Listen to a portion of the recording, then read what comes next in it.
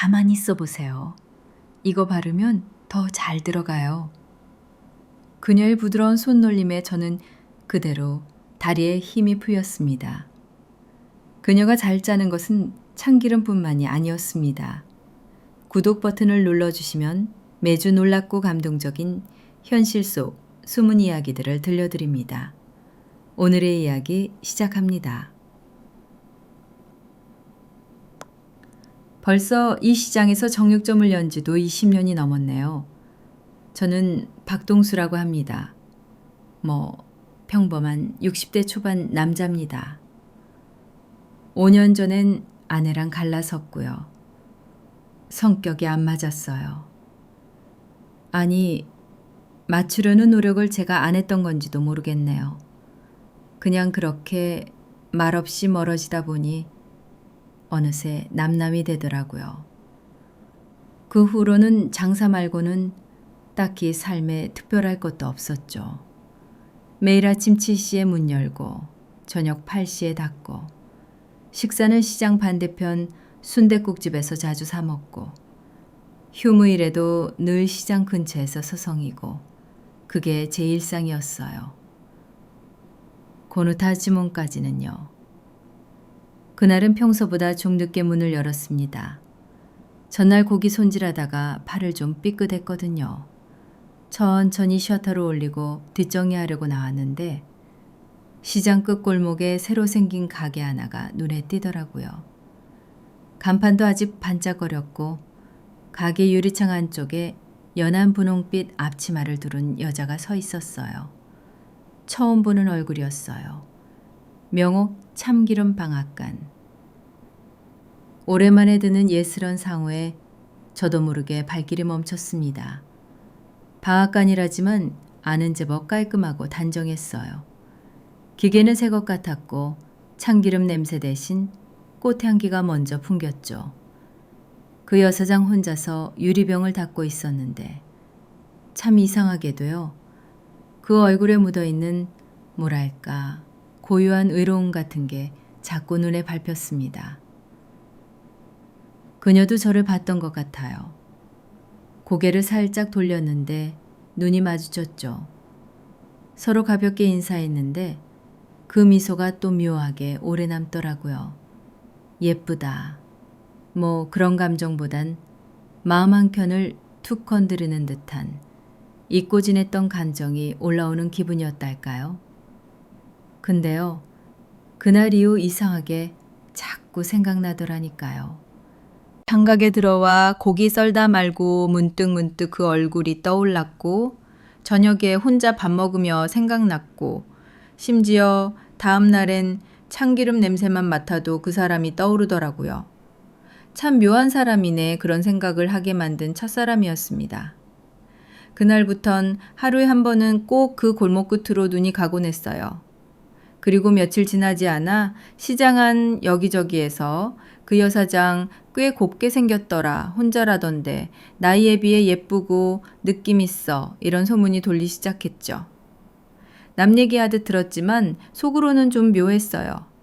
괜히 누가 자꾸 그녀 얘기하는 게 불편하고 나도 모르게 귀가 쫑긋해지고 사람 마음이란 게 참 간사하죠. 단 한 번 마주쳤을 뿐인데 그저 인사 한마디 주고받았을 뿐인데 왜 그 표정이 자꾸 떠오르는지 왜 그녀의 미소가 마음에 걸리는 건지 그땐 저도 잘 몰랐습니다. 하지만 지금 돌이켜보면 아마 그날 이 시작이었겠죠. 제 인생 두 번째 계절의 문을 조용히 열었던 그녀와의 첫 순간이여 그날 밤이었어요. 장사 끝내고 셔터를 내리는데 어쩐 일인지 시장이 평소보다 더 조용하게 느껴졌습니다.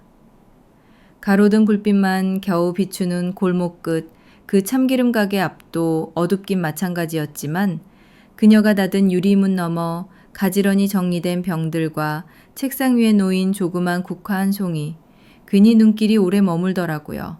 저도 참 별납니다. 고기 썰면서는 툭툭 잘도 자르면서 마음만큼은 왜 이리 둔하고 미련한지 그저 스쳐간 얼굴 하나에 하루 종일 생각이 꽂혀 있는 거예요. 집에 와서 TV를 켜도 집중이 안 되고 소파에 앉아 순댓국 국물이나 떠먹다가도 문득 그 여자의 미소가 떠오르고 왜 그랬을까요?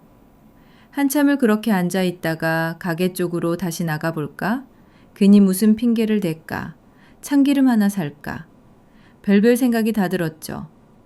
아니 근데 생각해보니 우리 집 참기름도 떨어졌고 하나 정도는 집에 있어야 하니까 별 핑계도 아니긴 했죠. 다음날 아침 장사 시작 전에 일부러 일찍 시장에 나왔습니다.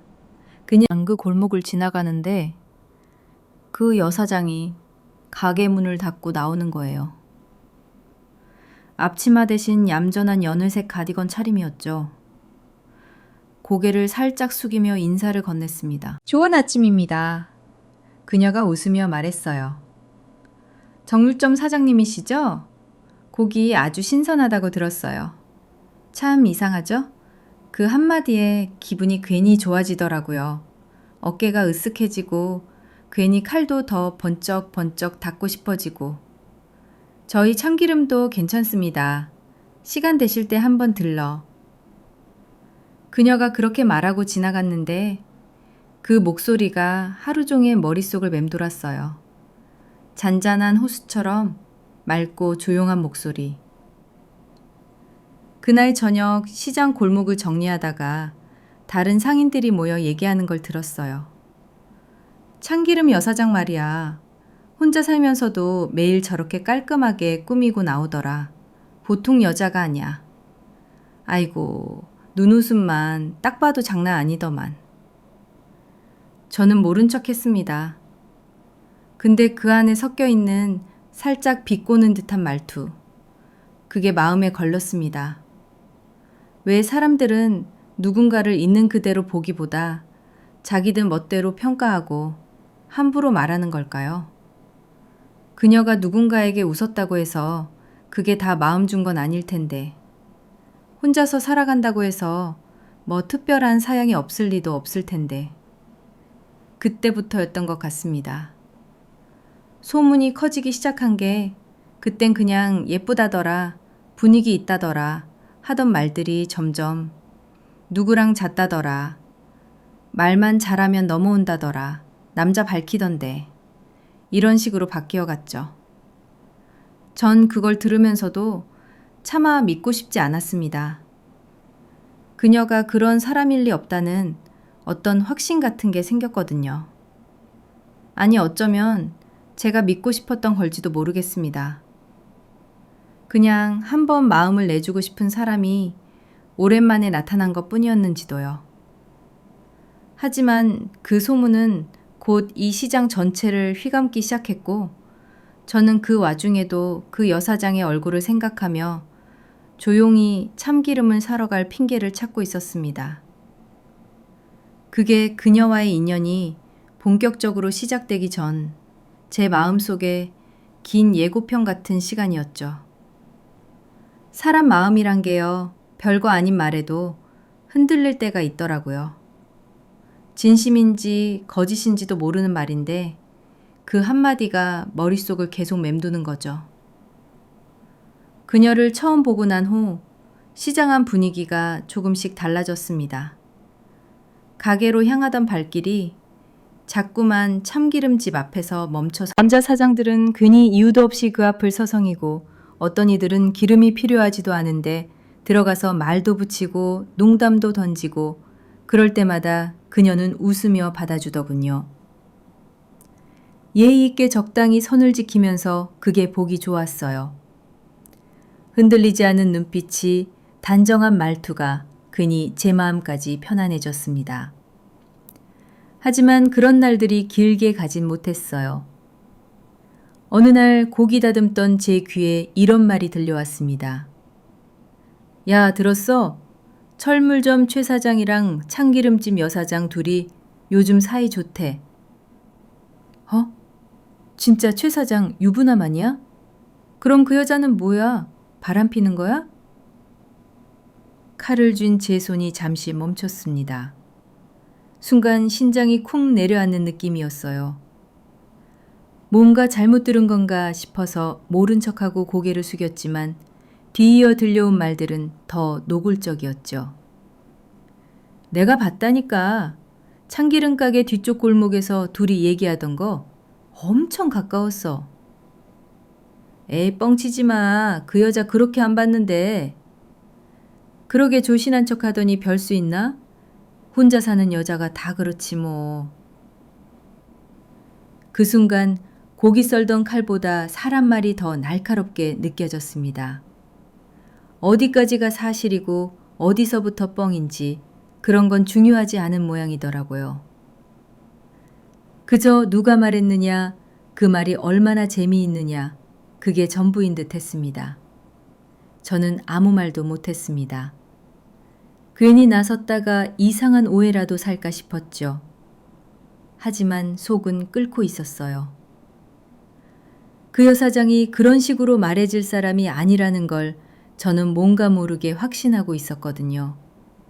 그런데도 귀에 맴도는 말들이 계속 저를 흔들었습니다. 사람이란 게 아무리 아닌 걸 안다고 해도 계속 듣다 보면 흔들리게 되거든요. 그날 저녁 가게 문을 닫고 돌아오는 길에 참기름집 앞에 잠깐 멈춰 섰습니다. 유리창 너머로 불은 꺼져 있었고 안은 조용했습니다. 책상 위에 여전히 놓여 있는 국화 한 송이만 외롭게 보이더군요. 설마 진짜 그런 사이일까? 그런 생각이 스쳤습니다.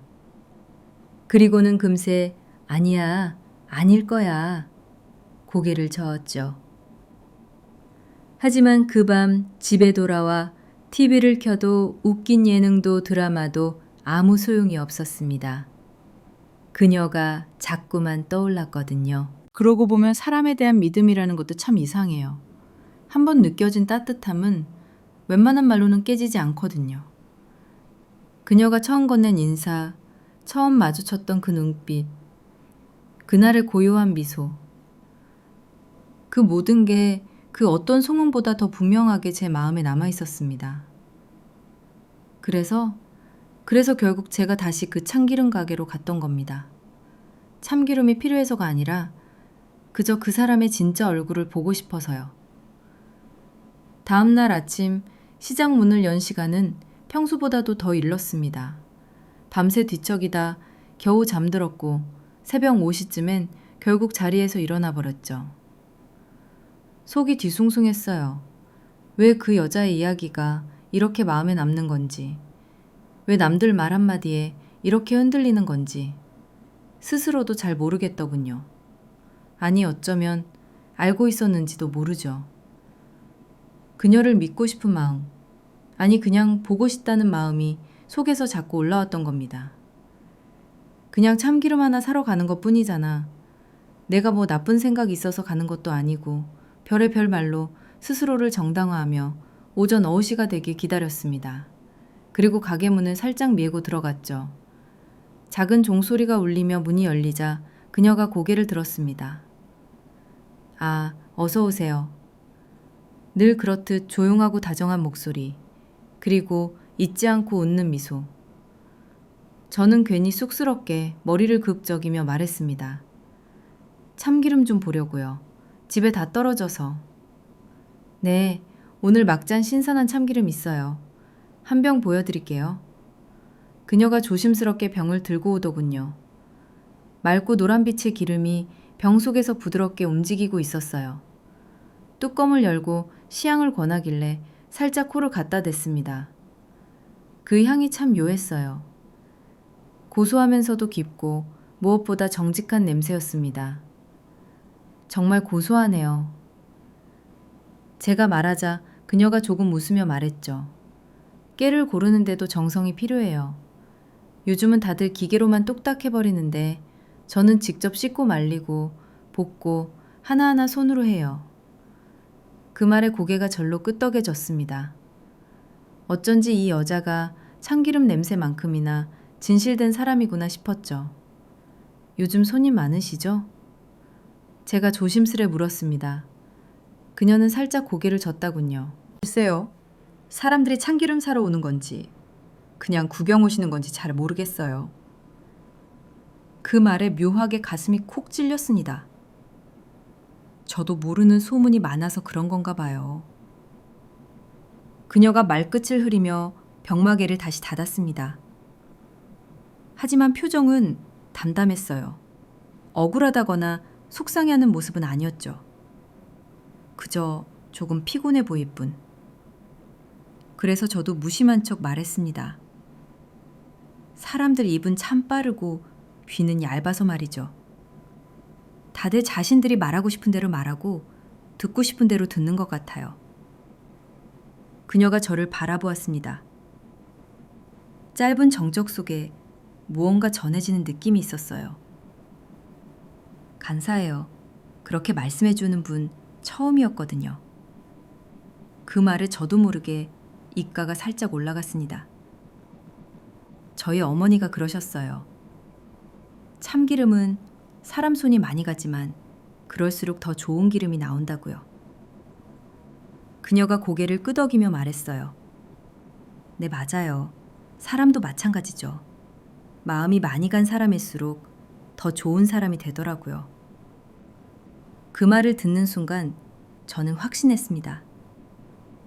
이 여자는 그런 소문에 휘둘릴 사람이 아니라는 걸.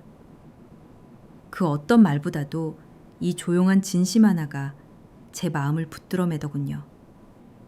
그날 참기름 한 병을 사서 가게로 돌아오며 마치 선물 하나 품고 온 기분이 들었습니다. 그녀가 만든 기름도 그녀가 건넨 말도 묘하게 따뜻했고 마음 한구석이 오래도록 고소하게 남았죠. 그 후로는 기름이 떨어지지 않아도 자꾸만 그 골목으로 발걸음이 갔습니다. 그리고 그 무렵부터 시장 안의 소문은 점점 더 이상한 방향으로 흘러가기 시작했습니다. 그 후로 나는 참기름이 다 떨어지기도 전에 그 가게 앞을 몇 번이고 서성이곤 했습니다. 괜히 시장 골목을 한 바퀴 돌고 돌아오는 척 날씨 좋아 그냥 걷고 있다며 거짓말도 해가면서 그녀의 가게 문이 열려 있는지만 확인하는 게 이상하게도 하루 중 가장 중요한 일이 돼버렸죠. 그리고 그녀를 마주치는 날엔 괜히 하루가 길게 느껴졌습니다. 짧게 웃으며 인사를 건네는 그 표정 하나면 그날 장사가 잘 풀리지 않아도 괜찮았습니다. 그날도 그랬습니다.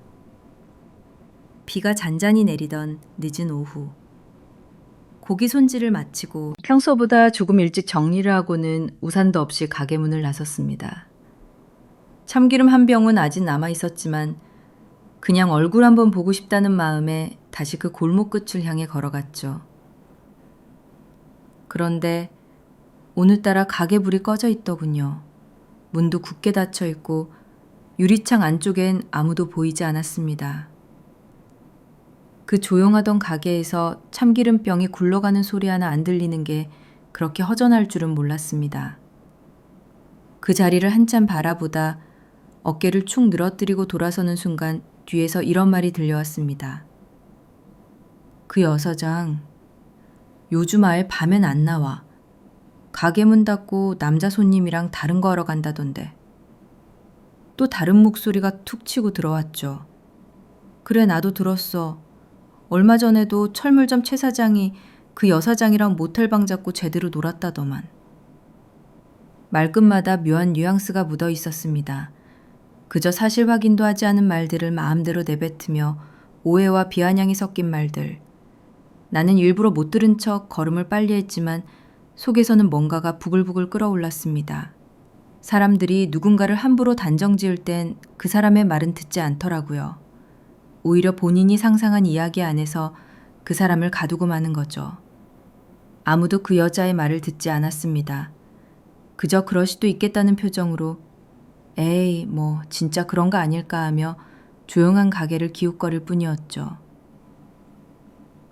그녀의 자리가 비어 있다는 건 그 자체로 소문을 더 부추기는 일이었습니다. 나는 고민했습니다.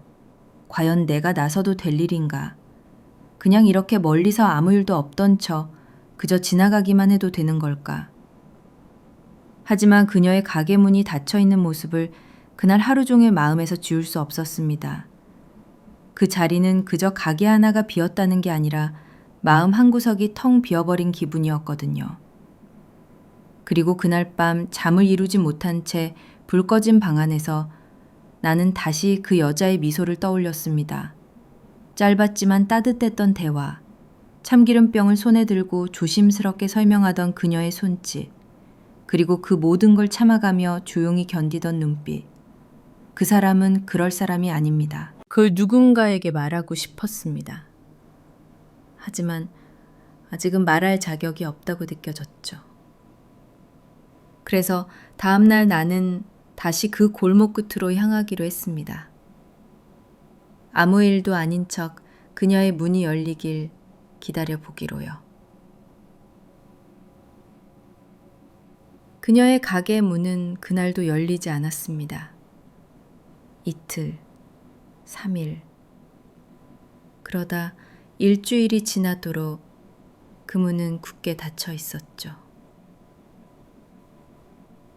시장 안 사람들 입에선 이제 그녀의 이름조차 잊은 듯이 그냥 그 여사장 참기름짓이란 말로 부르고 있었습니다. 그 와중에 철물점 최 사장은 늘 하던 대로 사람들과 농담을 주고받으며 눈 하나 깜빡이지 않았습니다. 자기는 아무 일도 아니라는 듯이 그저 스치는 말 몇 마디로 한 사람을 그렇게 만든 거라는 자각조차 없는 얼굴. 그런데요, 소문이란 게 그렇더라고요. 진실보다 더 강하고 사람들 눈보다 더 빠르죠.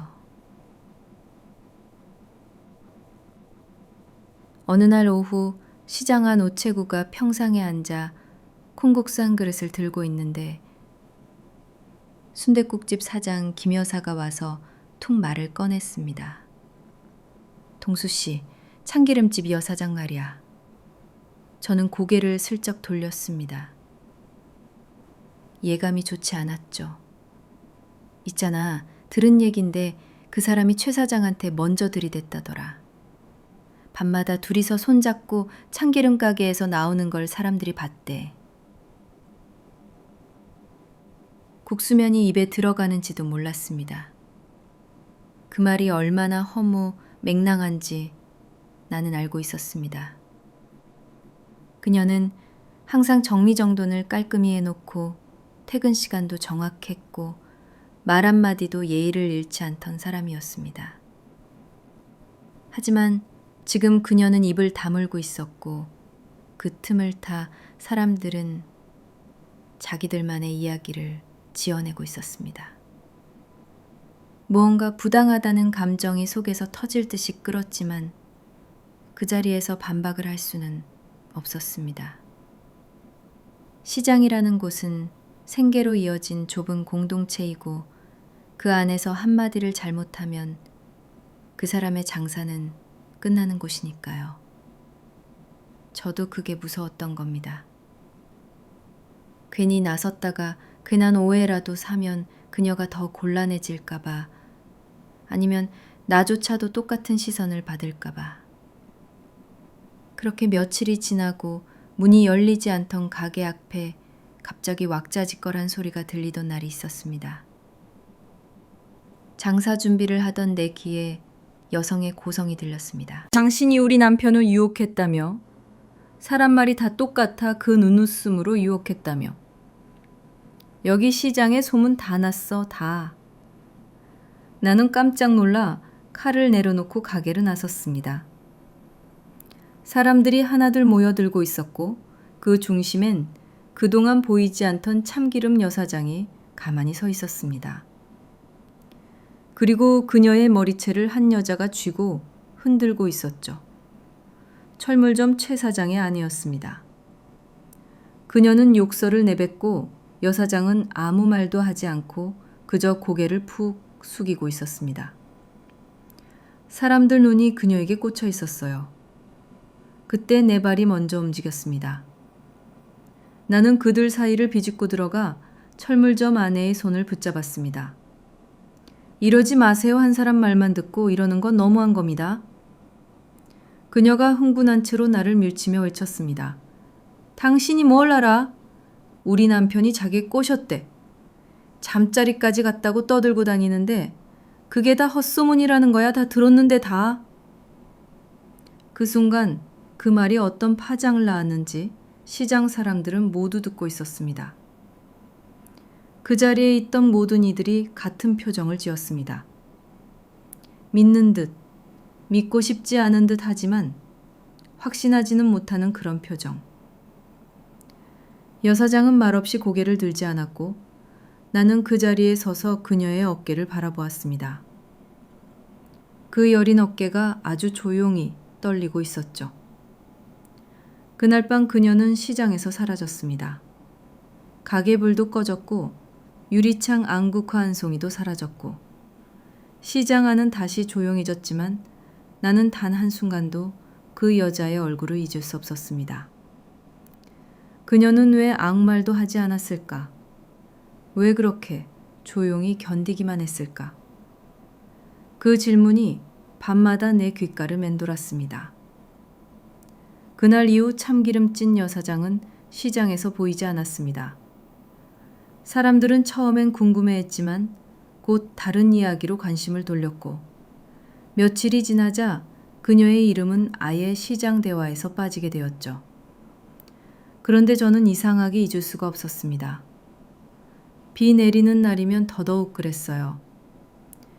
유리문 뒤에서 조용히 병을 닦던 그녀의 손, 고개를 숙인 채 흔들리던 어깨, 그리고 아무 말도 하지 않았던 그 순간이 그대로 내 마음에 남아버린 그입니다. 그러던 어느 날 저녁 장사를 마치고 비에 젖은 길을 터덜터덜 걸어 나오는데 멀리 포장마차 불빛 아래 익숙한 실루엣이 보였습니다. 가늘고 고요한 목선, 긴 가디건에 젖은 어깨, 고요히 앉아있던 그 사람, 김명욱 여사장이었어요. 나는 그녀 쪽으로 조심스럽게 걸어갔습니다. 오랜만이네요. 작게 말을 건네자 그녀가 고개를 들었습니다. 눈에 띄게 놀란 표정은 아니었지만 그 눈빛엔 여전히 쓸쓸함이 배어 있었죠. 여기 자주 오세요? 내가 농담처럼 묻자 그녀가 피식 웃었습니다. 그냥 조용한 데가 좋아서요. 여기 조용하긴 하죠. 술잔 기울이기 딱 좋은 곳이긴 해요.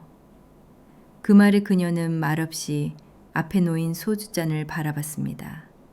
투명한 잔 안에서 물처럼 맑은 술이 살짝 흔들리고 있었죠. 나는 조심스럽게 옆자리에 앉았습니다. 두어 걸음 정도 떨어진 거리였지만 그 밤, 그 거리마저 따뜻하게 느껴졌습니다. 가게는 정리하신 건가요? 내 질문에 그녀는 잠시 뜸을 들이다가 대답했습니다. 열기 싫었어요. 사람이 무서워졌거든요. 그 말에 내 마음 한쪽이 덜컥 내려앉았습니다.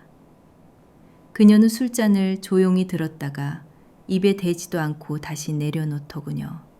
그리고 조용히 말해였습니다.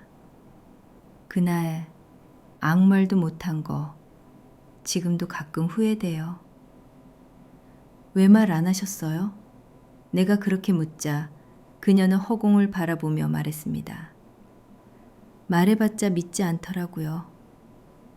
그 사람은 이 동네 토박이고 시장 안에서 오래된 사람이고 나는 그냥 들어온 지 몇 주 된 여자니까. 그녀의 말은 다른 사람을 탓하는 게 아니었습니다. 그저 이미 너무 많은 것을 겪어본 사람의 체념이었죠. 그런 말 하지 마요. 여기서 믿는 사람도 있어요. 그녀가 천천히 고개를 돌려 내 얼굴을 바라보았습니다. 사장님은 왜 저를 믿으세요? 그 말에 나는 입을 꾹 다물었습니다. 왜였을까요? 그냥 처음 본 순간부터 그 사람의 고요한 눈빛에 자꾸 마음이 끌렸고 그게 거짓일 리 없다는 생각이 계속 맴돌았던 거죠. 사람도 기름 냄새처럼 진심이 묻어나오는 게 느껴져요. 그리고 그게 진짜인지 아닌지는 마음이 먼저 아는 법이죠. 그녀가 아주 천천히 미소를 했습니다. 희미하고 아주 작고 오히려 더 슬픈 미소였어요. 감사해요. 지금 그 말 요즘 들어 처음으로 듣는 따뜻한 말이네요. 우리는 말없이 잔을 한 잔씩 채워가며 조용히 그 밤을 보냈습니다. 장마철 특유의 비냄새, 천천히 젖어드는 옷자락, 그리고 작게 흔들리는 조명 아래 내 옆에 앉은 그녀의 옅은 숨결. 그 밤 무슨 말도 하지 않아도 이미 많은 게 전해지고 있었습니다. 마치 우리 둘 사이에 아무도 몰랐던 작은 다리가 천천히 놓여지는 듯한 느낌이었죠. 그날 포장마차에서 우리는 말보다 긴 침묵을 더 많이 나눴습니다. 술은 천천히 줄었고 잔은 가끔씩 채워졌으며 우리 둘 사이엔 묘한 고요가 흘렀습니다. 그런데 그 고요가 어색하지 않았습니다. 왠지 모르게 편안했어요. 잠깐 바람이 불어 비가 흩날렸고 포장마차 천막 위로 빗방울이 탁탁 떨어졌습니다. 그녀는 술잔을 내려놓고 잠시 멍하니 비 내리는 밖을 바라보다가 조용히 말을 꺼냈습니다. 저 8년 전에 이혼했어요. 나는 아무 말도 하지 않고 고개만 천천히 끄덕였습니다. 그녀는 그걸 기다렸다는 듯 천천히 말을 이었습니다. 남편이 외돌랬어요. 그것도 같은 직장에 있던 여자와. 잔잔하게 말했지만 그 말 속엔 오래된 멍자국 같은 무게가 느껴졌습니다. 처음엔 참았어요. 애도 있었고 우리 부모님도 가정은 지켜야 한다고 하셨으니까요. 근데 그 사람이 제 얼굴에 손을 댔을 땐 이건 끝났구나 싶더라고요. 나는 눈을 감고 들었습니다. 상상하기도 싫은 일이 그녀의 삶에 실제로 있었다는 것. 그것도 그 고요한 눈빛 뒤에 숨어 있었다는 사실이 괜히 마음을 아프게 만들었습니다. 그래서요, 혼자 살기로 했어요. 그게 쉽진 않았지만 이상하게 외로움은 견딜만 하더라고요. 사람한테 실망한 것보다 혼자인 게 훨씬 나았어요. 그녀는 담담하게 말했지만 나는 알 수 있었습니다. 그 침묵이 얼마나 많은 눈물 끝에 닿은 건지를. 그래서 나도 조용히 내 얘기를 꺼냈습니다. 저도 이혼했습니다. 그녀가 나를 바라보았습니다. 놀랍다는 표정은 아니었어요. 그저 조금 더 가깝게 들으려는 눈빛이었죠. 5년 됐어요. 그냥 성격이 맞았어요. 처음엔 맞춰보려고 했는데 어느 순간 서로 말도 줄고 거실에서 TV만 보다 자고 같이 마주 앉아 밥 먹는 시간도 없고 그렇게 살다 보니 부부라는 이름도 의미가 없어지더라고요. 내가 말을 멈추자 그녀는 아주 작게 고개를 끄덕였습니다. 다들 그런 줄 알았죠. 그냥 다들 참고 사는 거라고. 그러게요. 근데 결국 참는 게 늘 정답은 아니더라고요. 우리는 그 말에 조금 길게 시선을 마주쳤습니다. 비는 여전히 내리고 있었고 포장마차 안은 우리가 들고 있던 작은 소주잔 2개만 말없이 고개를 숙이고 있었습니다. 그녀가 조용히 한숨을 쉬었습니다. 이혼하고 몇 년 동안 혼자 힘들게 지내다 새로운 마음으로 이 동네로 이사와서 예전에 기름 짜던 일을 배운 적이 있어서 참기름 가게를 열었던 거예요. 나는 그녀의 차분한 말소리에 집중했습니다. 그런데 어느 날 철물점 최 사장이 자꾸 가게로 찾아오더라고요. 처음엔 친근하게 다가오는 줄로만 알았어요. 그러다 점점 스킨십이 심해지고 어느 날은 노골적으로 관계를 요구했어요. 당연히 저는 매번 단호하게 거절했죠. 사람이 지켜야 할 선이라는 게 있는 거잖아요. 그랬더니 최 사장이 여기서 계속 장사할 생각 없는 거냐며 자신은 여기 토박인데 말 한마디면 가게 문 닫게 해줄 수도 있다고 말하더라고요.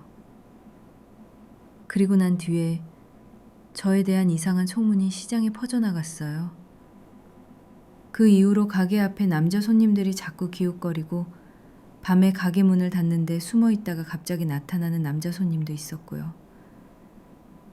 심지어 저희 집까지 쫓아오는 사람도 있었어요.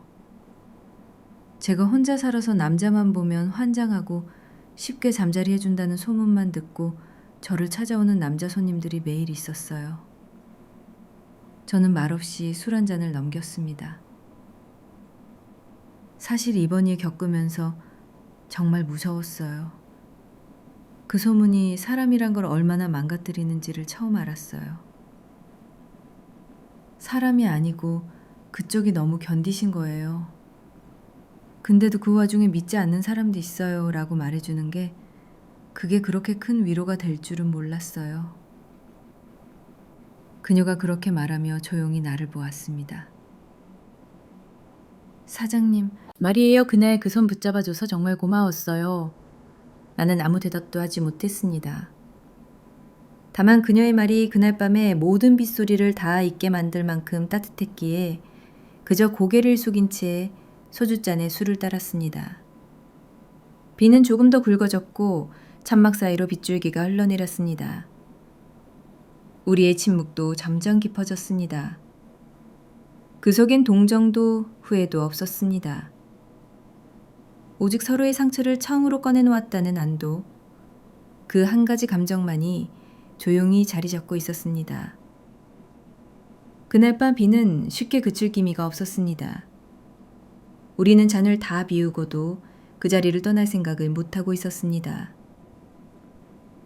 포장마차 천막위로 떨어지는 빗방울 소리는 조용한 대화보다 훨씬 크고 분명했지만 그 소리 덕분에 더 많은 말들을 마음으로 들을 수 있었던 것 같았습니다. 그녀는 가만히 앉아 젖어가는 천막을 바라보다가 불쑥 이런 말을 꺼냈습니다. 혼자 사는 게 이렇게 외로운 거였나요? 그 말에 나는 괜히 가슴이 먹먹해졌습니다. 그동안은 혼자 있는 게 편하다고 생각했는데요.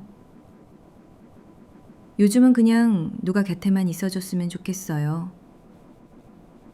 말 없이라도 그녀의 눈빛이 내려앉은 빛처럼 무거웠습니다. 그럼 오늘은 혼자 안 계셔도 돼요.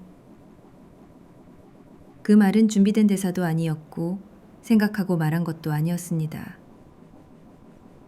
그저 그 순간 그녀가 혼자 외롭게 돌아가게 하고 싶지 않다는 내 진심 하나뿐이었습니다.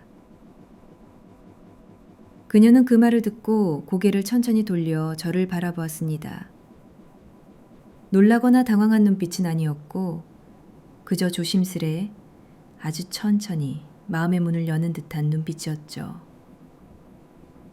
괜찮으시겠어요? 그녀가 조용히 물었습니다. 저는 오히려 고맙죠. 오늘은 저도 혼자 있기 싫었거든요. 그렇게 우리는 하나의 우산을 나눠 들고 시장 골목을 빠져나왔습니다.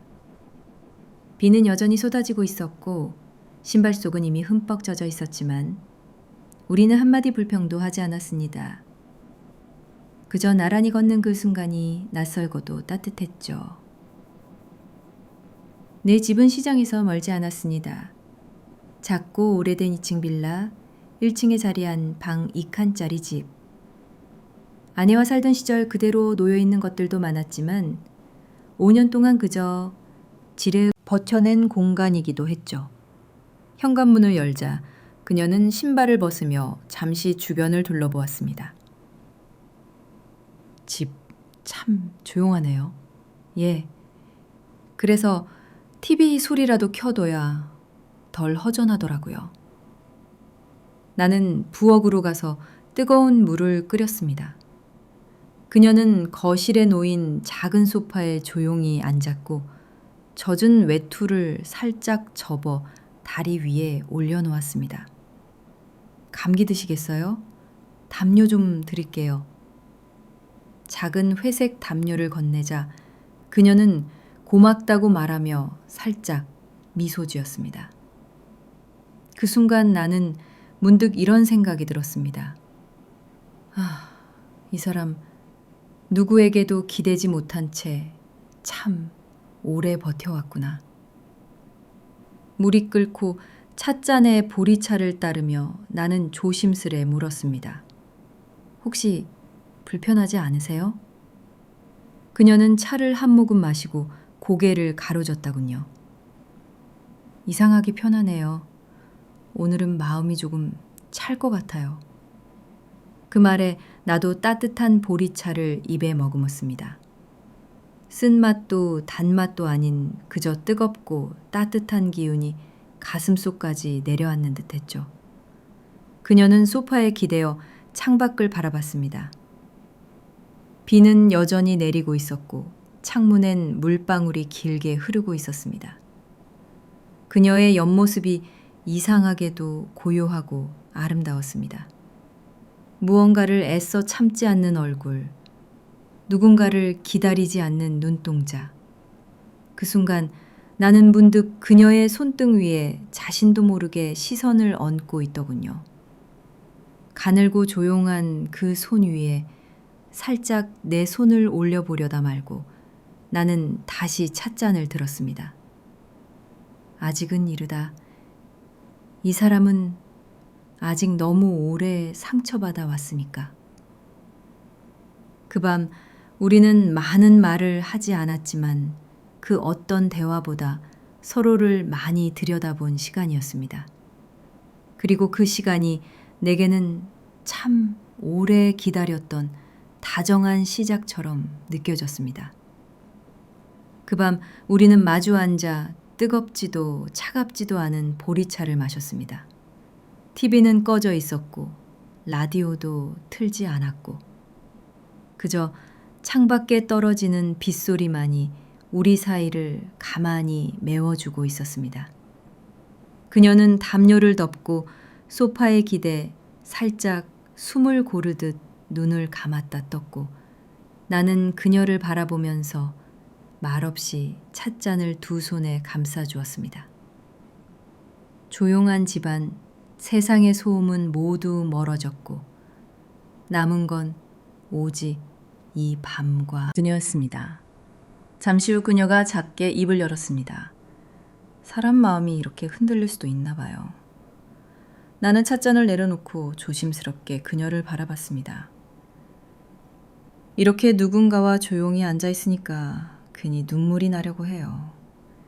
그녀는 억지로 웃어 보였지만 그 웃음 속에 참 오래된 그리움이 서려 있었습니다. 나는 말없이 손을 뻗었습니다. 소파 팔걸이에 얹혀있던 그녀의 손 위에 내 손을 살짝 올렸습니다. 그녀는 놀라지 않았습니다. 천천히, 아주 천천히 나를 바라봤습니다. 제가 너무 불편하게 느껴지진 않으세요? 그녀의 목소리는 마치 오래 묶인 질문 같았습니다. 나는 고개를 저었습니다. 아니요. 오히려 함께 있는 지금이 너무 편하게 느껴지는 거려. 그녀가 눈을 살짝 감았습니다. 그리고는 말없이 고개를 내게로 기울였습니다. 나는 그 작은 움직임을 어느 말보다 더 깊이 받아들였습니다. 그렇게 우리는 처음으로 입을 맞췄습니다. 뜨겁지도 격렬하지도 않았습니다. 마치 비에 젖은 작은 풀잎이 조용히 서로를 기대듯 그저 입술이 닿은 만큼의 온기만으로도 충분했던 순간이었죠.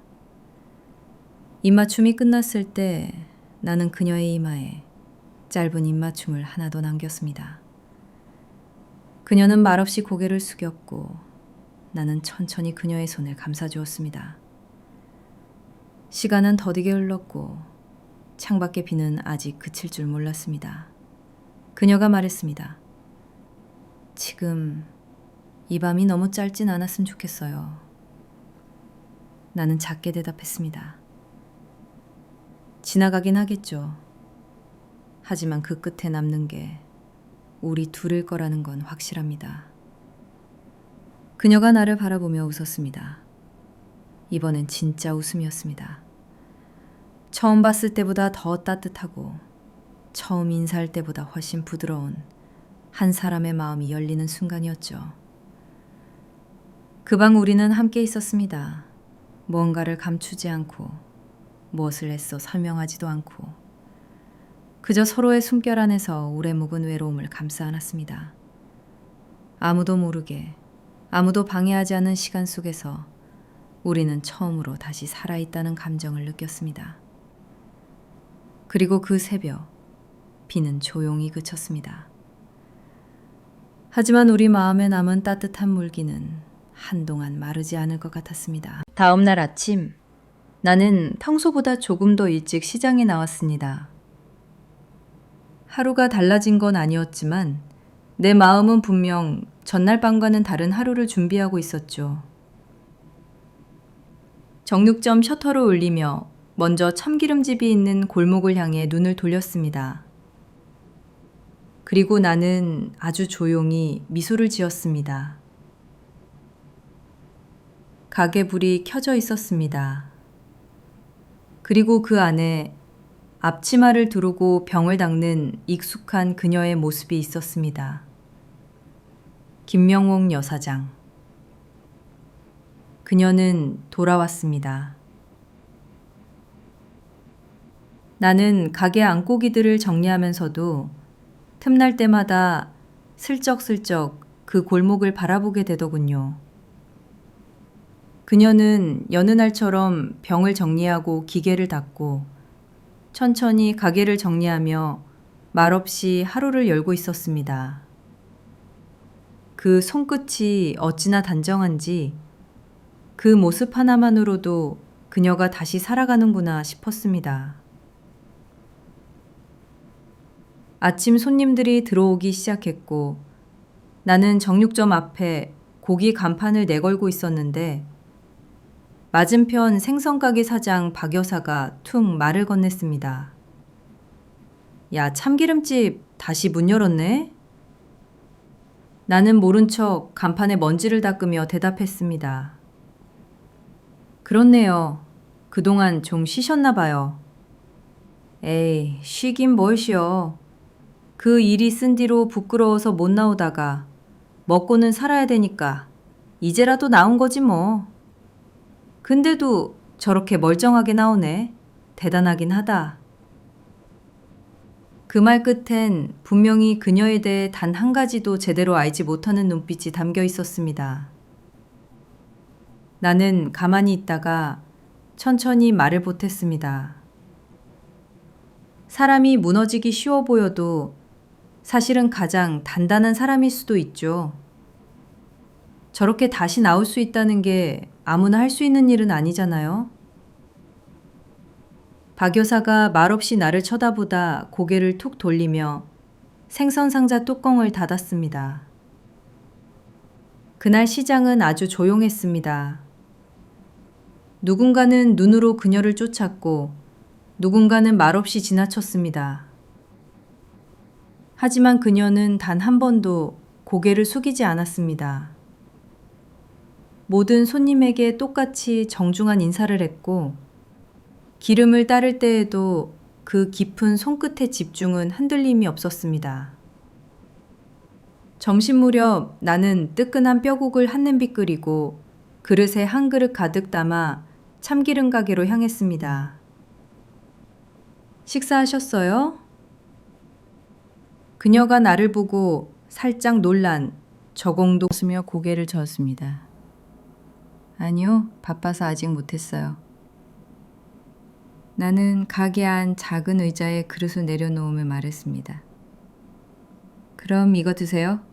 시장 사람들 밥 먹는 시간 지나면 오히려 정신 없어지거든요.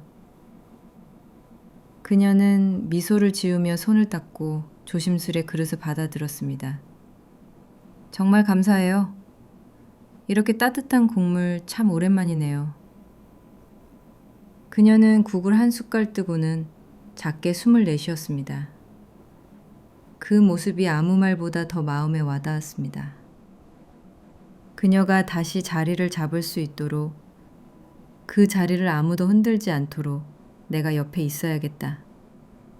그때 나는 마음속으로 그렇게 다짐했습니다. 가게 밖으로 나올 때 뒤에서 그녀가 조용히 말했습니다. 사장님, 나는 돌아보았습니다. 그녀는 내게 작게 웃으며 말했습니다. 덕분에 용기 냈어요. 정말 감사합니다. 나는 대답하지 않았습니다. 그저 가만히 웃으며 고개를 끄덕였죠. 그녀가 다시 문을 열었고 나는 그 문이 다시 닫히지 않게 매일 그 골목을 지켜보기로 했습니다. 그게 내가 줄 수 있는 가장 진심 어린 응원이라는 걸 그때 처음 알았습니다. 그녀가 다시 가게 문을 연 후 나는 자주 참기름 가게 앞을 서성였습니다. 대놓고 도와주겠다는 말은 왠지 그녀의 자립심을 해칠 것 같아서 처음엔 말없이 물건 나르는 걸 도와주곤 했죠. 무거운 게 자루가 입구에 놓이면 내가 슬쩍 가서 가게 안으로 옮겨주고 기계 청소할 시간이 없어 보이면 내 가게 일 끝나고 뒤편으로 들어가 말없이 수건을 꺼내 기계를 닦았습니다. 그녀는 그럴 때마다 고맙다는 말을 입에 달고 살았지만 나는 그저 웃었습니다. 사람 사는 게 그렇죠 뭐. 서로 조금씩 기대고 살아야지요. 그녀는 웃으며 고개를 끄덕였습니다. 그리고 그 웃음은 더 이상 쓸쓸하지 않았습니다. 하루는 그녀가 말했습니다. 사장님, 이제는 이름으로 불러주세요. 여사장님 소리 들으면 괜히 또 기분이 그렇거든요. 나는 살짝 웃으며 대답했습니다. 그럼 저도 사장님 말고 동수 씨로 불러주시죠. 그 말에 그녀는 웃음을 참지 못하고 소리내 웃었습니다. 그 웃음소리는 한여름 소낙비 후 맑은 하늘처럼 시원했어요. 그날부터 우리는 조금 더 가까워졌습니다. 명옥 씨는 내가 도와준다고 미안해하며 가끔 참기름 한 병을 조심스럽게 건넸고 나는 그걸 그냥 받지 않고 그럼 이걸로 장어라도 구워 먹죠 하며 시장 뒷마당에서 작은 불판을 펴곤 했습니다. 우린 그렇게 아주 소박한 방식으로 서로의 일상에 스며들기 시작했습니다. 시장 사람들도 처음엔 그 모습을 의아하게 바라보았습니다. 왜 정육점 사장이랑 참기름 여사장이랑 같이 있지? 둘이 진짜 뭐 있나? 수군거리는 목소리도 없진 않았죠. 하지만 시간이 흐르면서 그 시선은 조금씩 달라졌습니다. 둘이 함께 가게 앞을 쓸고 있으면 야채가게 사장님이 슬쩍 와서 말 붙이고 점심시간 즈음엔 국수집에서 둘이 같이 먹어. 내가 말아줄게. 하며 그릇을 2개 내오기도 했습니다. 그녀도 웃으며 말했습니다. 이제야 시장 사람이 된 기분이에요. 그 말에 나는 조용히 이렇게 덧붙였습니다. 명옥 씨는 원래 그 모습 그대로였어요. 이제야 사람들이 그걸 알아보기 시작한 거죠. 그녀는 아무 말 없이 내 쪽으로 조용히 시선을 옮겼고 그 시선은 그 어떤 대답보다 따뜻했습니다. 그렇게 우리는 시장이라는 좁고도 큰 세상 안에서 나란히 서는 법을 배워갔습니다. 참기름 냄새에 고기 굽는 냄새가 섞이고 정육점 앞에 놓인 작은 의자에 나란히 앉아 늦은 오후 차를 마시는 날이 늘어났습니다. 사람들은 우리를 조금씩 다른 눈으로 보기 시작했습니다. 비난도 의심도 아닌 그저 오래된 이웃을 바라보듯 따뜻하고 조용한 시선으로요. 그리고 나는 알 수 있었습니다. 함께 선다는 게 무언가를 이루는 일이 아니라 그 자리에 머물며 상대의 옆을 지켜주는 것이라는 걸요. 명옥 씨가 문을 열고 내가 함께 서 있었던 그 시간이 우리에겐 이 시장에서 가장 조용하지만 특별한 순간이 되었습니다. 그날은 토요일이었습니다. 오전장을 마치고 시장 가게들을 하나둘 닫기 시작하던 오후, 나는 조심스럽게 그녀에게 물었습니다. 오늘 시간 괜찮으세요? 시장 뒤편에 조그만 산길이 있는데 같이 한번 걸어보실래요? 명옥 씨는 잠깐 놀란 듯 했지만 곧 미소 지으며 고개를 끄덕였습니다. 저 산책 좋아해요. 혼자 가기엔 좀 쓸쓸해서 잘 안 갔었는데 같이 가면 좋을 것 같아요. 우리는 장갑을 벗고 앞치마를 접어두고 편한 신발로 갈아 신은 후 시장 뒷길을 따라 천천히 걷기 시작했습니다. 그 골목을 따라 어린 시절 자전거를 타고 오르던 언덕길이 이어졌고 그 끝엔 작은 동네 뒷산으로 오르는 나무 계단이 있었습니다. 가파르지도 험하지도 않은 길. 바람이 부드럽게 나뭇잎을 흔들고 하늘은 맑고 파랗게 열려 있었죠. 우리는 나란히 걷기 시작했습니다. 말을 많이 하진 않았습니다. 숨이 차서가 아니라 굳이 하지 않아도 괜찮은 사이가 되었기 때문이었죠.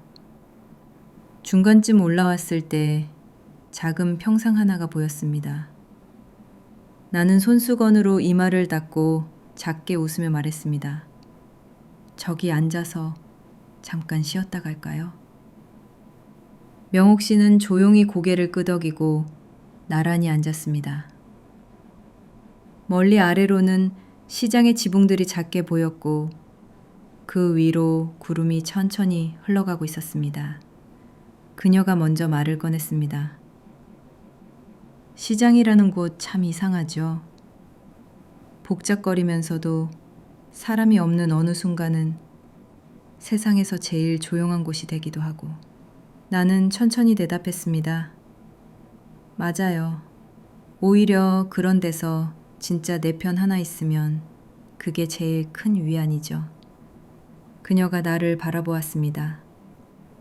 햇빛에 눈이 조금 부신 듯 손으로 이마를 가리며 살짝 웃었습니다. 사장님은, 아니 동수 씨는 왜 저 같은 사람한테 관심을 주셨어요? 그 질문은 갑작스러웠지만 낯설지 않았습니다. 오래 기다려온 질문 같았고 내 안엔 이미 대답이 준비되어 있었죠. 글쎄요. 처음 봤을 때부터 그 눈빛이 마음에 남더라고요. 조용한데 속이 깊은 사람이구나 싶었어요. 그녀가 작게 고개를 끄덕였습니다. 그 순간 내 손등에 그녀의 손이 살며시 올라왔습니다. 저 요즘 누군가한테 기댄다는 게 이렇게 따뜻한 일이었는지 처음 알았어요. 동수 씨 덕분이에요. 그녀의 말에 나는 숨을 한번 깊이 들이쉬었습니다. 그리고 조용히 손을 꼭 잡아주었습니다.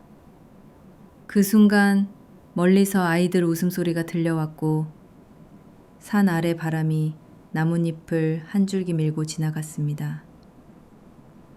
우리는 말없이 손을 잡은 채 그 자리에 오래 앉아 있었습니다. 늦은 오후 햇살이 우리 둘 사이에 포근하게 내려앉았고 그 따뜻한 빛 속에서 나는 처음으로 이 사람이 나와 함께 있을 미래를 상상해 봤습니다. 시장이 끝나고 가게 문을 닫고 서로를 기다리는 평범한 하루. 그 하루들이 이 사람과 함께라면 참 괜찮겠다. 그런 생각이 들었습니다. 산 아래로 내려오는 길, 하늘엔 어느새 별이 하나둘씩 떠오르고 있었습니다. 해는 완전히 지지 않았지만 하늘 가장자리부터 짙은 남색이 스며들기 시작했죠.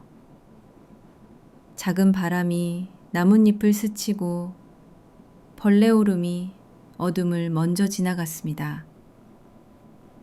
산 입구 근처 작은 정자 하나가 보였습니다. 우리는 그곳에 나란히 앉아 조용히 식은 물 한 모금을 나눴습니다.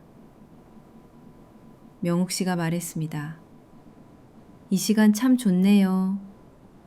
말이 필요 없고 그냥 하늘만 봐도 마음이 가라앉는 느낌 나는.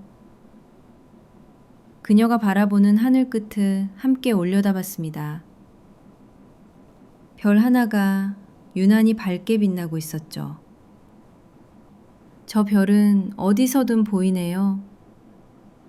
혼자 있을 땐 그저 별 하나였는데 이젠 같이 봐줄 사람이 있어서 괜히 더 빛나 보이고 그러네요.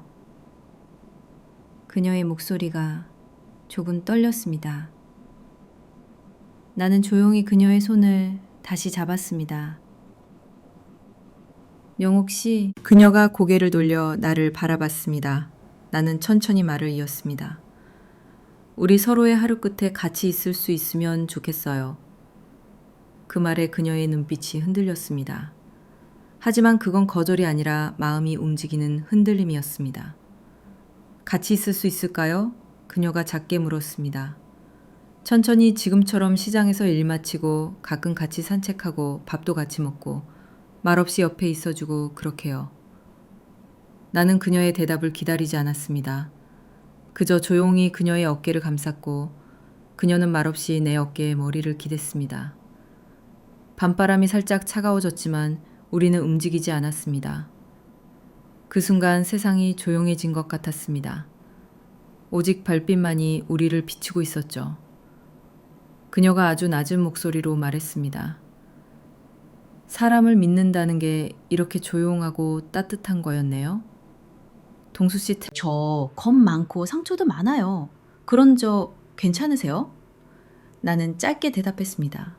그 모든 게 명옥 씨니까요. 괜찮고 아니 그래서 더 좋아요. 그녀는 조용히 숨을 내쉬며 눈을 감았습니다. 그 밤 우리는 말로 다하지 않아도 서로의 마음을 확인했습니다. 시장의 왁자지껄한 소리도 세상의 수웅거림도 닿지 않는 작은 산기슭 아래 별빛 아래서 우리는 아주 조용히 두 번째 인생을 약속하고 있었습니다. 그녀가 말했습니다. 내일도 같이 걸어요. 나는 대답 대신 그녀의 손을 꼭 잡았습니다.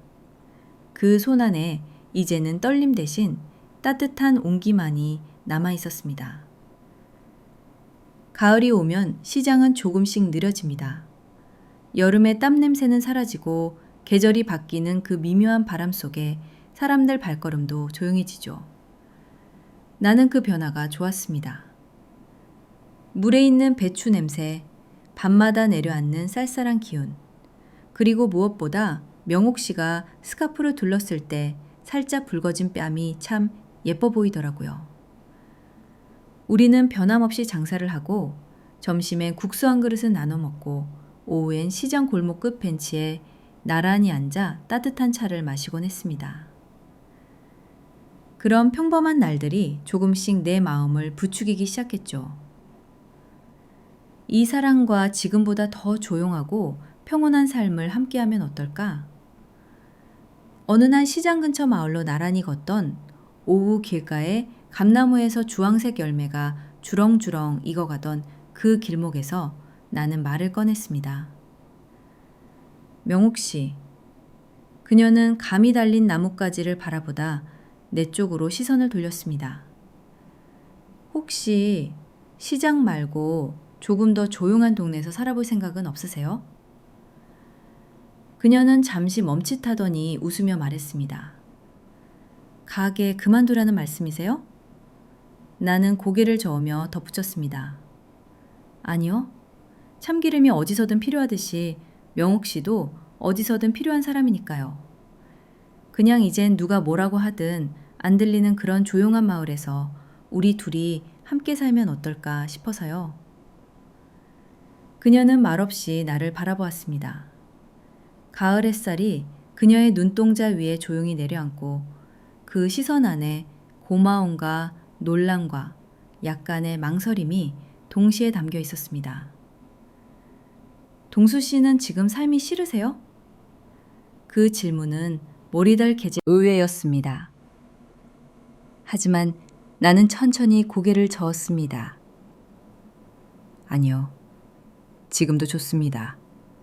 명옥 씨가 옆에 있어서 그런데 같이 있는 시간이 더 많았으면 좋겠고 시선 없이 편하게 웃을 수 있는 그런 날들을 이젠 좀 가져도 되지 않을까 싶어서요. 그녀는 조용히 걸음을 멈추고 길가의 돌 위에 살짝 앉았습니다. 손끝으로 감잎 하나를 만지며 작게 웃었습니다. 그런 말 처음 들어봐요. 이혼하고 나서 누가 나랑 같이 살고 싶다고 말해준 적 없었어요. 나는 그녀 옆에 나란히 앉았습니다. 이젠 제가 있잖아요. 그 말에 그녀는 눈을 감았다가 천천히 다시 떴습니다. 가을 하늘은 맑고 깊었고 바람은 사근사근 불어왔으며 우리 두 사람은 그저 나란히 앉아 아무 말 없이 손을 꼭 잡았습니다. 그 순간이 약속이었고 그 침묵이 대답이었습니다. 며칠 뒤 우리는 동네 인근에 있는 작은 마을로 발걸음을 옮겼습니다. 강을 따라 난 산책길, 기와집 몇 채가 어깨를 맞대고 있는 골목, 아직 가을 낙엽이 다 떨어지지 않은 벚나무 길. 조용하고 따뜻한 곳이었죠. 나는 시장에서 조금 떨어진 이 마을을 예전부터 눈여겨보고 있었습니다. 관심 있게 본 집도 있었고 주인 어르신이 잠시 외국에 나가 있는 동안 한두 해 정도 살아줄 사람을 찾는다는 얘기를 들었거든요. 여기에요. 나는 마을 입구에서 작은 돌담길을 따라 명옥 씨를 데리고 천천히 걸었습니다. 돌담 너머로 작은 마당이 보였고 대문 앞에 앉은 고양이 한 마리가 우리를 멀뚱히 바라보다 천천히 일어났습니다. 집 안으로 들어가자 단정한 마루, 소박한 주방, 따뜻한 햇빛이 머무는 거실이 우리를 반겨주었습니다. 그녀는 말없이 창가로 가 조용히 커튼을 젖혔습니다. 바깥으론 작은 텃밭과 멀리 산이 희미하게 보였습니다. 나는 그녀의 옆에 서서 말했습니다. 이 집이면 누가 뭐라고 할 사람도 없고 그냥 둘이 살아도 누가 쳐다보는 사람도 없어요. 그녀는 천천히 고개를 끄덕였습니다. 마음이 편해져요. 문 여는 소리, 발자국 소리, 괜히 경계하지 않아도 되는 이 조용함이 참 좋네요. 나는 웃으며 말했습니다. 여기서 참기름 짜도 됩니다. 마당 한쪽에 기계 놓고 만약 냄새 퍼지면 동네 어르신들이 먼저 줄 설거려 그녀가 웃었습니다. 그리고 그 웃음은 처음 만났던 그 미소와는 달랐습니다. 이젠 눈치 보지 않는 미소, 누군가에게 허락받지 않아도 되는 자기만의 진심이 담긴 미소였어요. 저 여기서 살아볼래요. 혼자가 아니라면 이 조용함이 더 이상 무섭지 않을 것 같아요. 그녀의 말에 나는 가만히 고개를 숙였습니다. 고맙습니다. 아니요, 제가 더 고맙죠. 저를 이렇게까지 먼저 도와주신 거잖아요. 우리는 다시 마을길을 걸었습니다. 작은 슈퍼 옆에서 웃으며 인사하는 할머니. 빨랫줄에 널린 하얀 수건들, 그리고 바람에 흔들리는 감나무 잎들. 모든 풍경이 마치 오래전부터 우리를 기다리고 있었던 것처럼 너무 자연스러웠습니다. 마을 입구에서 그녀가 조용히 제 손을 잡았습니다.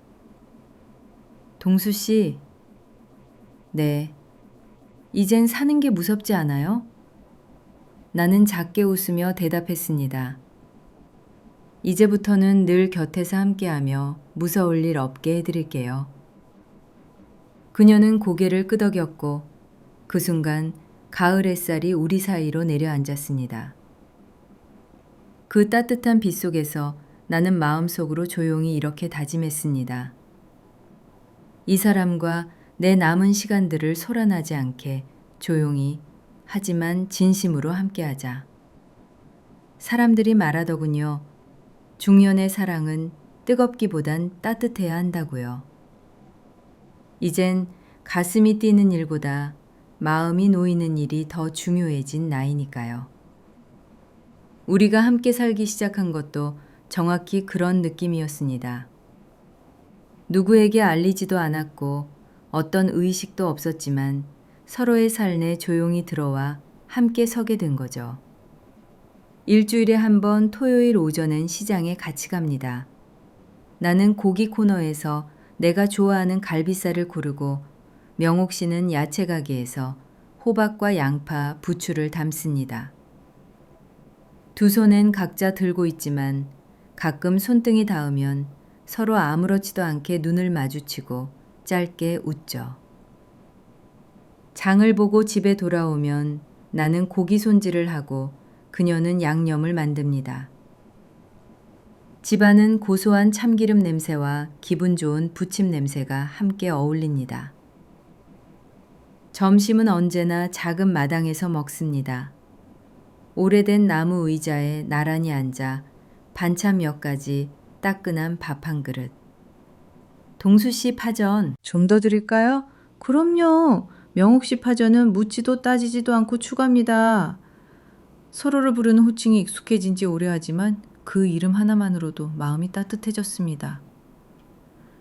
식사 후엔 마당 한쪽에 화단을 가꾸고 나는 낫으로 잡초를 베고 그녀는 작은 화분에 물을 줍니다. 어느새 가을 국화가 피기 시작했고 담벼락 위로는 작은 풀벌레 소리가 들려왔습니다. 우리 집 근처 슈퍼 아주머니는 가끔 산책하는 우리를 보며 말합니다. 두 분 참 보기 좋아요. 오래된 부부신가 보네. 너무 부러워요. 그녀는 그 말을 들으면 살짝 수줍은 듯 웃고 나는 괜히 어깨를 으쓱하며 고개를 숙이며 인사하죠. 그렇게 우리는 세상에서 가장 단순한 방식으로 연인이 되어가고 있었습니다. 주말 저녁이면 소파에 나란히 앉아 TV를 보며 귤을 까먹고 가끔 눈이 마주치면 말없이 서로의 손을 잡습니다. 어떤 날은 라디오에서 흘러나오는 노래에 맞춰 거실 한가운데서 조용히 춤을 추기도 하죠. 발 한쪽 어깨 한번, 멋진 스텝은 아니지만 그 안엔 우리 둘만 아는 작은 리듬이 담겨 있습니다. 어느 날 그녀가 말했습니다. 이렇게 아무 일도 없는 날들이 가끔은 너무 소중해서 괜히 겁이 나요. 나는 말했습니다. 그럼 그 아무 일도 없는 날들을 우리가 소중하게 지켜가면 되는 거죠. 그녀는 고개를 끄덕이며 내 손을 덕꼭 쥐었습니다. 그날 밤 마루에 나란히 앉아 밤하늘을 올려다보며 생각했습니다. 젊을 땐 몰랐던 사랑이 이런 거구나. 고요하고 따뜻하고 오래 보고 있어도 질리지 않는 얼굴 하나가 곁에 있는 것만으로도 참 좋구나 하고요. 그렇게 우리는 더 깊은 연인이 되었습니다. 시간은 더디고 삶은 단순하고 그 안에서 우리는 조용히 서로를 닮아가고 있었습니다. 그날 저녁 우리는 마당에 작은 테이블을 펴고 나란히 앉아 따뜻한 차를 마셨습니다. 가을도 이제 막바지, 공기엔 밤 냄새가 묻어 있었고 차가운 풀잎 사이로 조금씩 겨울의 기운이 기어들어오고 있었죠. 명옥 씨는 스웨터 위에 목도리를 두르고 나는 그녀 옆에 작은 담요를 펴주었습니다. 조용한 정원 국화향이 은은했고 작은 잔에 담긴 강 대추차에서 김이 희미하게 피어올랐습니다.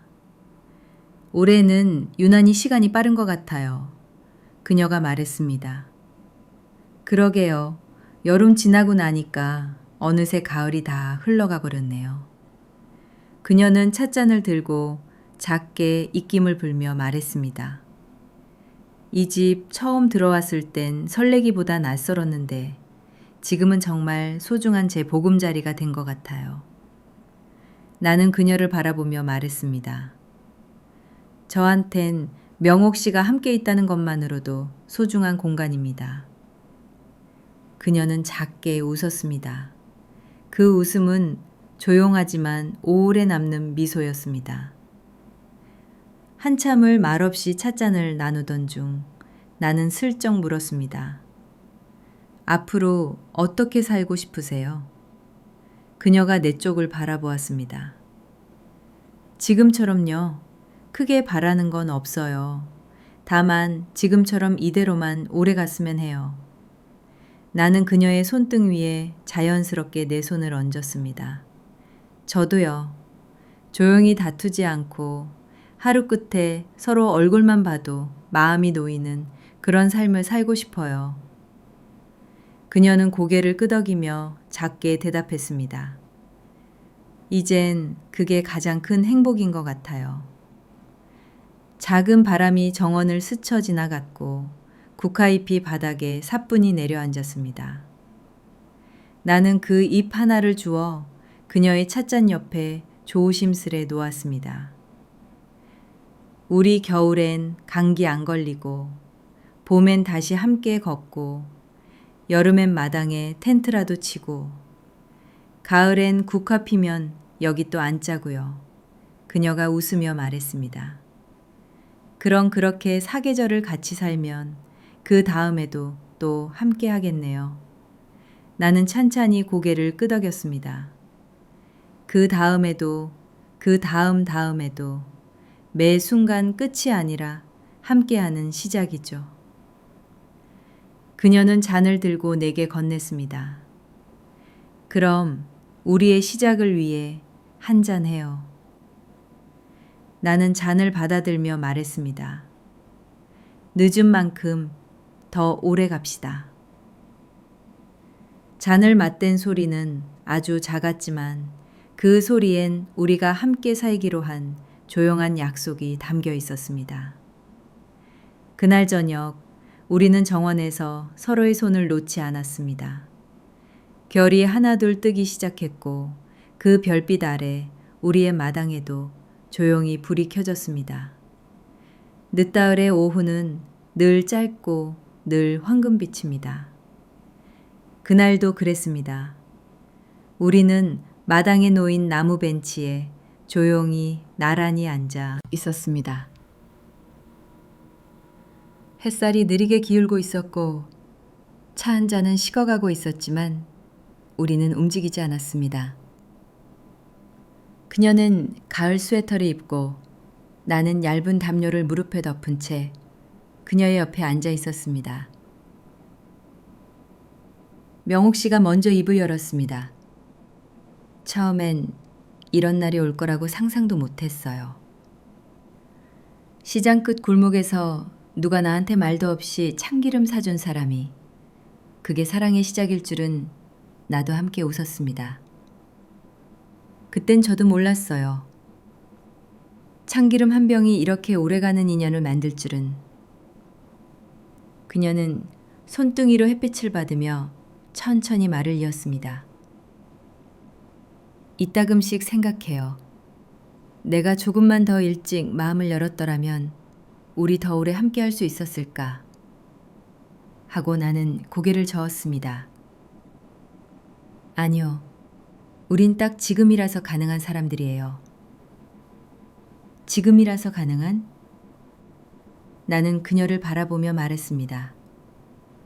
지금처럼 많이 살아보고 많이 견뎌봤기 때문에 비로소 서로를 알아보고 놓치지 않게 된 거죠. 서투르던 시절엔 못 잡았을 거예요. 이런 인연. 그녀는 나를 바라보다가 조용히 고개를 끄덕였습니다. 지금은 그냥 옆에 있는 게 제일 커요. 나는 손을 뻗어 그녀의 손등을 감쌌습니다. 햇살에 살짝 데운 손, 가벼운 떨림도 없이 조용한 온기였습니다. 우리 둘 사이엔 더 이상 어색함도 머뭇거림도 없었습니다. 늦은 오후 햇살이 우리 얼굴과 손 사이를 따뜻하게 감싸고 그 조용한 빛 아래 나는 분명히 느꼈습니다. 이제야 진짜 살아가고 있다는 걸. 그날 밤 우리는 마루 끝자락에 나란히 앉아 있었습니다. 가을은 그렇게 말도 없이 계절을 넘어가고 있었고 하늘엔 둥근 달이 조용히 떠 있었습니다. 명옥 씨는 작은 머그잔에 따뜻한 유자차를 담아 내 옆에 조심스레 건넸습니다. 우리는 둘 다 무릎 위에 담요를 덮고 등 뒤엔 나무벽에 등을 기대었습니다.